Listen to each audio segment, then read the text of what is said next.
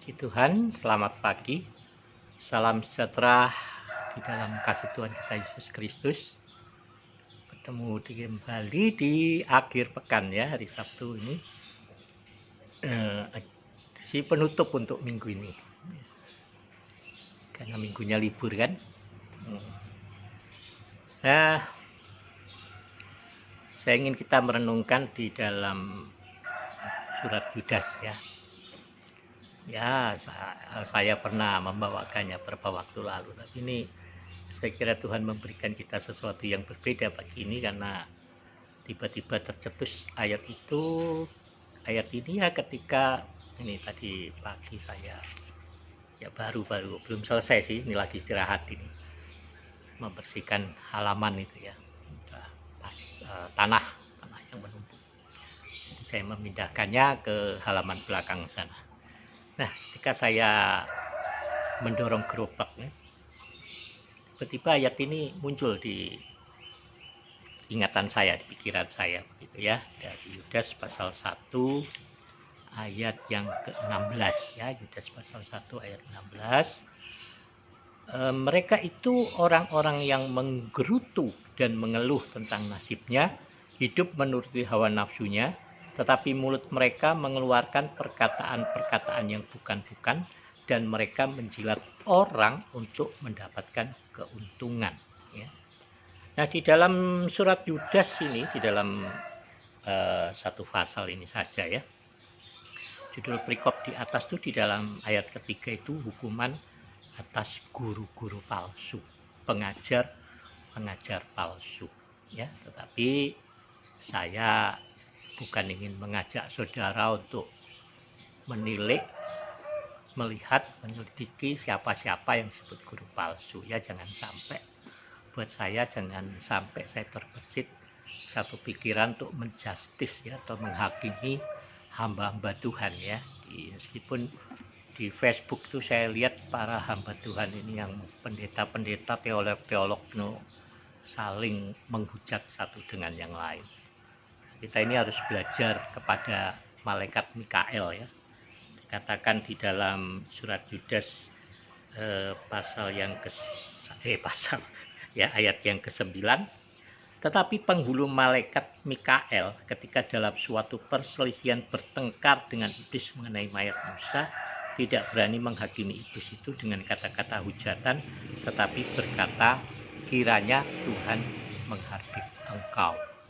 Ini saudara ya, juga di dalam Injil Matius kan Tuhan Yesus memperingatkan kepada kita, jangan berkata kepada saudaramu kafir ya, atau fasik ya. Orang yang berkata kafir pada saudaranya layak dilempar ke dalam neraka.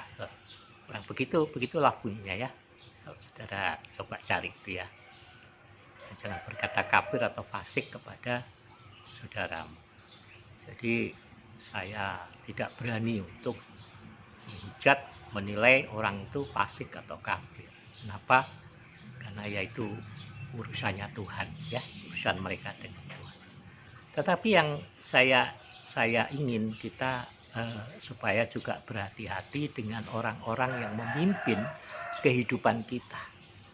Firman Tuhan juga mengingatkan bahwa orang buta akan memimpin orang buta masuk ke dalam lubang. Jadi jangan sampai kita mendapatkan pemimpin-pemimpin yang buta.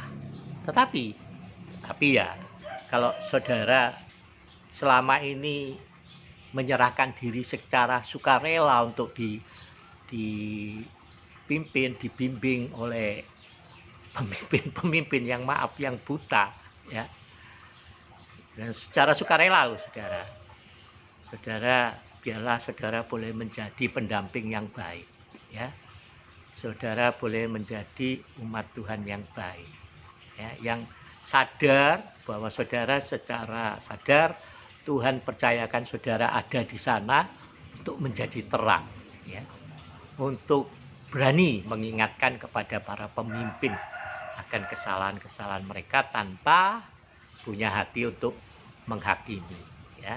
Jadi buat saya saudara saya anjurkan untuk tinggalkan Kalau saudara pikir pemimpin saudara sedemikian, tetapi saya harap saudara boleh menolongnya, ya, menolongnya untuk membukakan matanya, menyembuhkan, memulihkan penglihatannya, ya. Nah, jadi kita sebenarnya Tuhan berikan kepekaan kepada kita. Nah, kembali dulu ke situ tadi ya. Jadi saya sewaktu saya mendorong gerobak tanah ini, ya, saya itu merenungkan, ini memang ayat ini terlintas saudara. Ya, jadi saya pikir-pikir memang ini gambaran orang-orang fasik, pemimpin-pemimpin fasik saudara. Ya. Mereka itu orang yang menggerutu, mengeluh tentang nasibnya. Artinya apa? Kalau di tengah kesulitan, di tengah kesukaran, di tengah masa pandemi corona ini yang sekarang, ya minta maaf, pendapatan gereja berkurang, perpuluhannya juga berkurang. Nah ini orang-orang ini paling duluan mengeluh, saudara. Paling duluan menggerutu tentang nasib mereka. Ya, di waktu lalu ada di Kitab Bisakom itu iklan dari seorang pendeta yang mengatakan bahwa perpuluhan pemasukan berkurang dan dia ya mengharapkan bantuan dari saudara-saudara seiman yang membaca Facebook untuk bisa menyalurkan donasinya melalui Kitab Bisakom untuk menolong hamba-hamba Tuhan yang berkekurangan. Tapi memang ironi karena di ujungnya dia katakan kami hanya berharap pada Tuhan. Nah itu ironi, sedikit ironis kan, ya. Tapi nggak masalah buat saya, memang sarana-sarana ini Facebook apa, memang itulah sarana kita untuk bisa memberitahukan gitu kepada saudara-saudara bahwa kita bisa menolong, membantu satu dengan yang lain. Jadi seperti saya bilang, kalau tidak mau bantu tidak usah nyinyir gitu ya, tidak usah nyinyir. Saya pernah juga orang datang ya, berapa sering orang datang dulu ya minta-minta sumbangan dari mana-mana ya, dari mana-mana, baik dari orang yang nggak seiman maupun yang seiman. Nah cuman saya itu sering kesel kalau pendeta yang datang dari jauh-jauh, saudara dari pulau-pulau yang lain, kadang minta sumbangan bawa proposal untuk Natal. Waduh, saya agak jengkel begitu. Yang kedua saya jengkel tuh kalau orang datang lalu pamer-pamer, wah dia atau gembalanya begitu mantan, wow, lalu ini ceritanya hebat-hebat saudara, wah mujizat yang hebat. Itu saya agak jengkel, ya. Nah, jadi saya biasanya kalau orang-orang seperti ini saya langsung tegur saudara ya. Dan ada yang marah. Bapak itu kalau tidak mau ngasih uang tidak usah marah-marah, tidak usah ngomel-ngomel katanya gitu. Loh, saya bilang saya kasih uang, saya akan tetap membantumu. Hanya izinkan saya ngomel dulu. Maksud saya gini loh.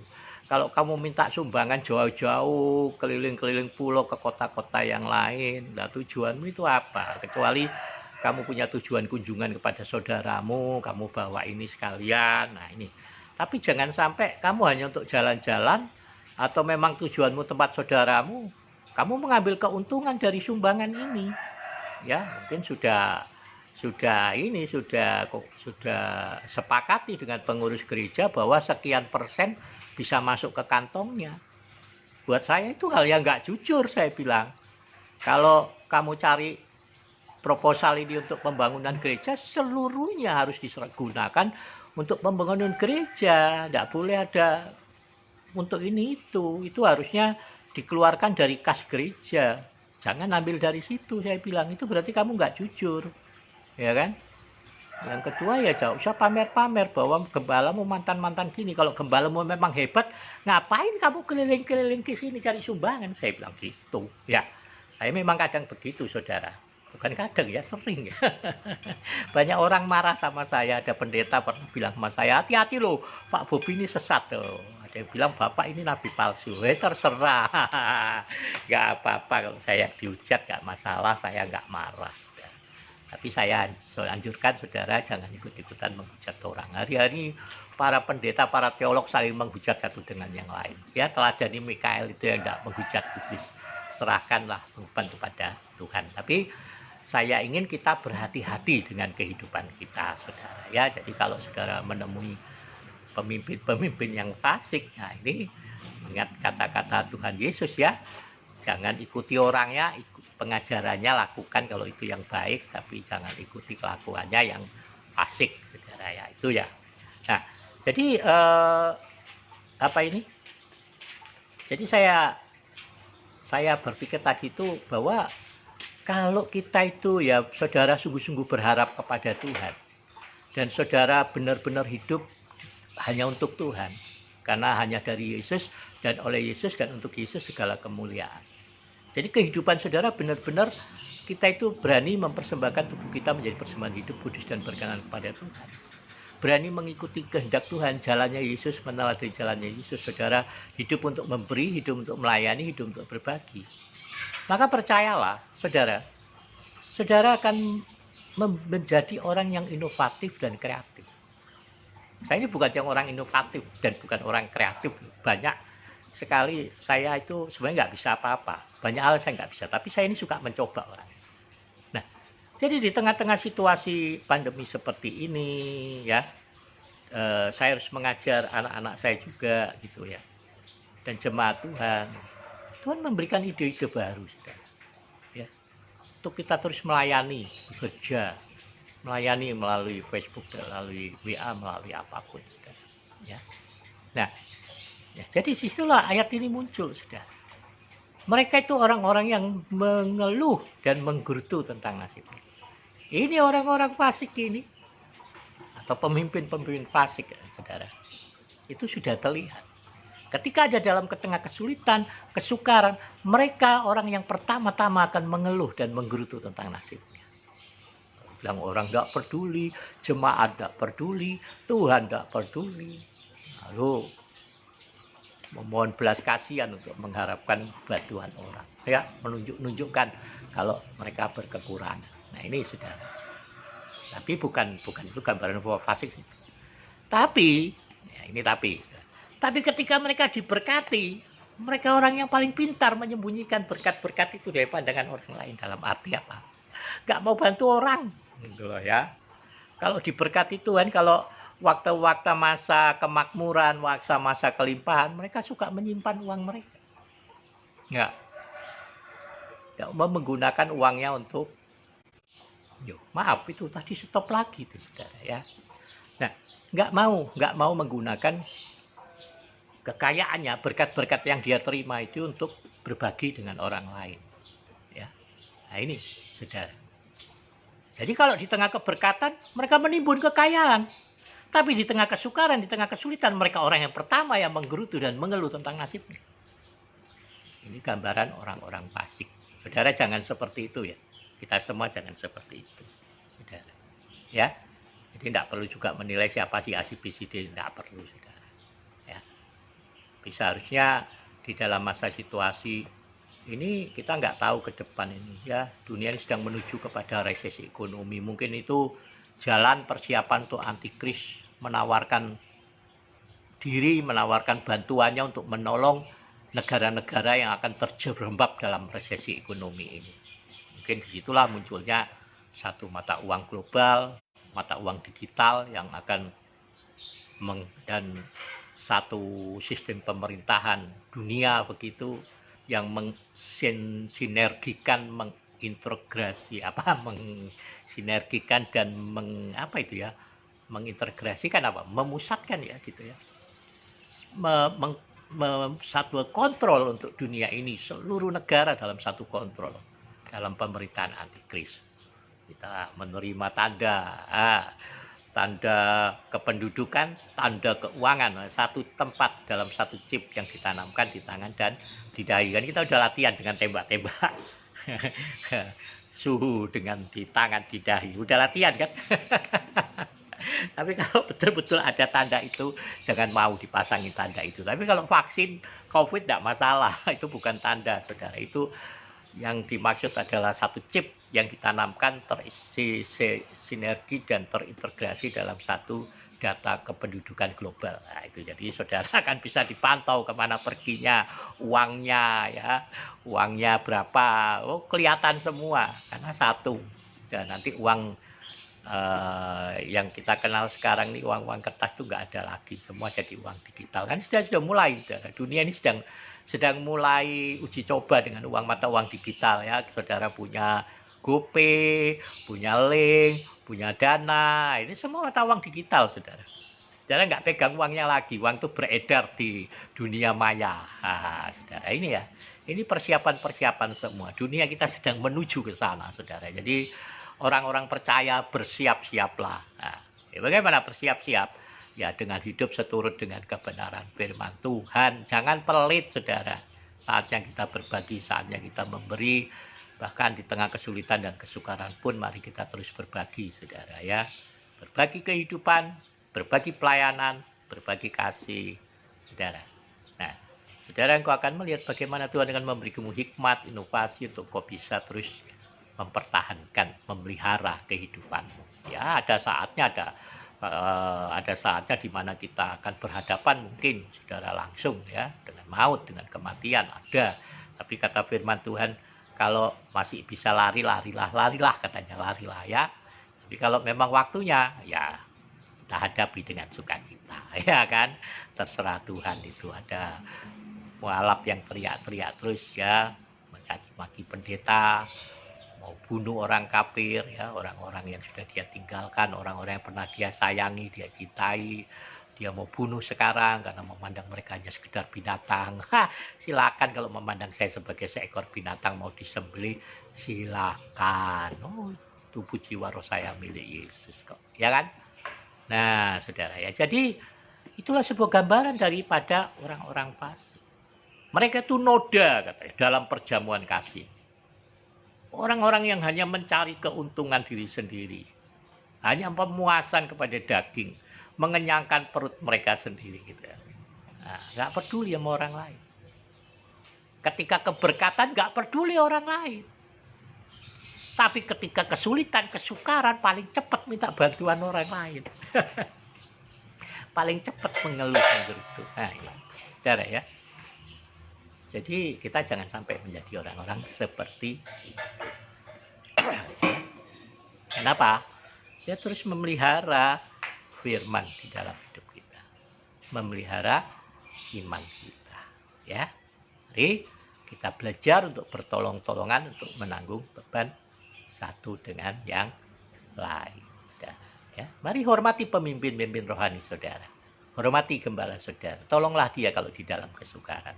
Ya, kadang banyak orang saya temui ketika saya pelayanan di tempat-tempat tertentu, ada jemaat-jemaat yang datang dan mengeluhkan pendeta mereka. Ya, saya selalu katakan jangan mengeluh saja, bantulah dia. Ya, tegurlah kalau perlu. Nggak bisa ditegur ya didoakan. Kamu yang harus melayani lebih giat, jadi contoh sama dia. Jangan ditinggalkan, jangan buka gereja sendiri, itu tidak betul. Kamu nanti akan menjadi sama seperti dia. Ya. Nah, kita kalau Tuhan, kita berani menyerahkan diri kita untuk dibimbing di bawah satu pimpinan penggembalaan dalam sebuah organisasi gereja apapun itu, meskipun ada hal yang buruk di sana, pasti ada hal yang baik, ya. Dan ingat bahwa sebuah pohon itu bertumbuh di tengah-tengah kesukaran, ya, tengah-tengah kesulitan dia akan bertumbuh terus kalau dia di tempat yang sama. Tapi kalau kita kasihan sama pohonnya, kita pindah-pindah, lama-lama ya mati. Ya, jadi jangan suka pindah-pindah gereja juga. Nah, ya. Tapi mari belajar pada pemimpin tertinggi kita, pada Yesus. Hari-hari ini lebih mudah, saudara ya. Kita bisa mendapatkan banyak pengajaran yang baik melalui YouTube, melalui Facebook, melalui media-media sosial, ya, mendapatkan pelajaran firman. Saudara juga perlu mendukung hamba-hamba Tuhan yang mengajar dengan benar di daerah-daerah, berbagi kehidupan dengan hamba-hamba Tuhan di desa-desa, ya. Tapi juga ikuti aturan di dalam gereja saudara. Ada lebih uang saudara, ya, kalau sudah cukup, ada kelebihan, berbagilah dengan hamba-hamba Tuhan yang lain. Puji Tuhan ya. Sehingga hidup saudara kita akan berjalan di dalam berkat Tuhan. Tidak perlu kejar-kejar berkat. Berkat itu akan menyertai hidup saudara kemanapun saudara pergi. Ya, Roh Kudus akan menolong, memimpin kita menikmati hari yang baik sepanjang hari ini, dalam akhir pekan ini, besok ibadah kembali. Yang mau ibadah online silakan, mau datang ibadah silakan, kami masih tetap bikin ibadah. Yang mau ikutin ibadah online kami bisa ikut di Epata ya, GPPS Epata ya, di channel Facebook atau di YouTube Siru itu rekamannya. Puji Tuhan, Tuhan memberkati Bapak Ibu Saudara. Sampai bertemu hari Senin, ya. Atau kalau mau lihat khotbah saya di hari Minggu melalui Facebook Ephata GBPS Ephata Puntang, ya, GBPS Ephata GBPS atau GBPS Ephata ya, Ephata GBPS ya. Ephata GBPS. Puji Tuhan, ya. Terima kasih, Tuhan memberkati saudara. Saya Roh Kudus akan memimpin sehingga kemanapun saudara pergi, kau akan beruntung. Setiap usaha pekerjaan akan berhasil dan semua apa yang kau jamakan menjadi berkat. Salam sehat buat kita semua.